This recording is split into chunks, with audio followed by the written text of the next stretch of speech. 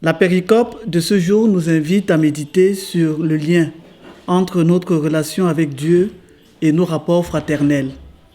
Jésus en effet invite ses disciples et nous aujourd'hui à la double réconciliation.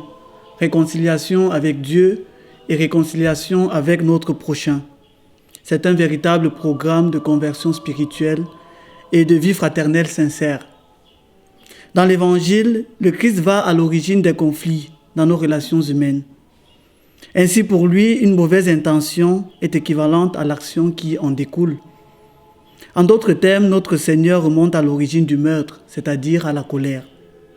Tu ne commettras pas de meurtre. Si quelqu'un en commet, il en répondra au tribunal. Tout homme qui se met en colère contre son frère en répondra au tribunal.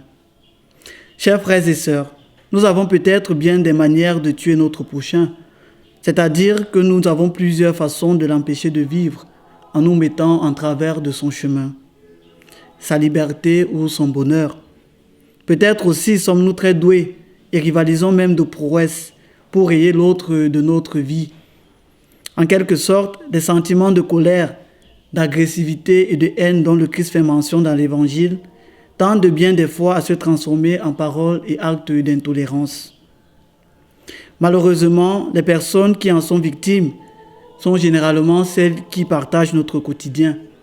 Il peut s'agir d'un frère ou d'une sœur qui nous déçoit dans la vie communautaire, un conjoint dont le regard posé sur lui nous fait uniquement voir ses défauts, ses misères, effaçant ainsi de notre mémoire les qualités qui jadis nous faisaient l'aimer.